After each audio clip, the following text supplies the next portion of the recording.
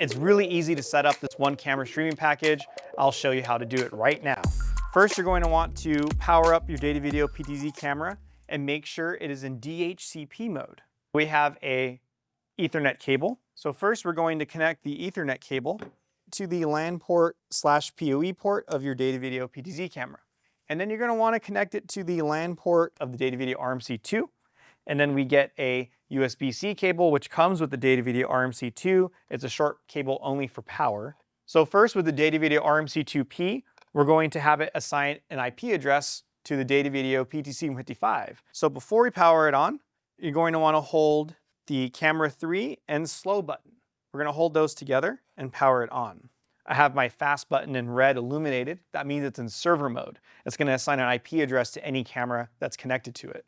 And once the boot up cycle is completed, I have camera 1 illuminated and I have complete control of the Datavideo PTC-155. I'm going to press the slow mode and you can see how slow the camera is able to move. It's very smooth. The slow, medium, and fast speeds are going to apply to the zoom, the pan, and the tilt of the camera. The Datavideo RMC-2P makes it really easy to recall presets that you've set up on the camera. So that was the control side of the Datavideo one camera streaming package. Now let's do the streaming side of it. So you'll need a USB-C to USB-C cable. That's generation 2 and can carry the data over its entire length. I have a fairly long cable here at 16.5 feet. So first we're going to connect to the UVC output of the Datavideo PTC-155, plug in the USB-C cable into the USB-C input of your computer. And those of you that don't know what a UVC output is, essentially it's a video output over USB-C that's data. If you see a prompt asking you to allow the Datavideo PTC-155 to connect to your computer, click Allow or click Yes.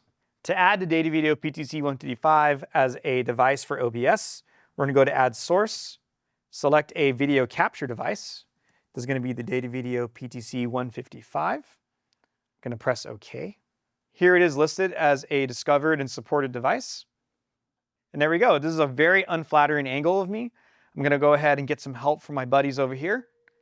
That's Steve Curl and Dean Martin, who are kind enough to come on to my podcast today.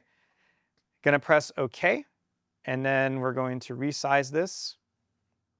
And there we go. Now it's a source that we can use to stream and record through OBS. And to use Zoom as an example for how to connect the Datavideo PTC-155 to a video conferencing app, we're going to press New Meeting for Zoom, and it's automatically detected here. If it doesn't detect it on boot up, select the PTC-155 as your video source. Press Start. Now for your audio source, the Datavideo PTC-155 could also be the audio source through the USB-C cable embedded in the video signal. There's a 3.5mm audio port in the back of the camera. You can use a line in or microphone input. To learn how to do that, there's a tutorial in the description below on how to set everything up with your Datavideo PTC-155.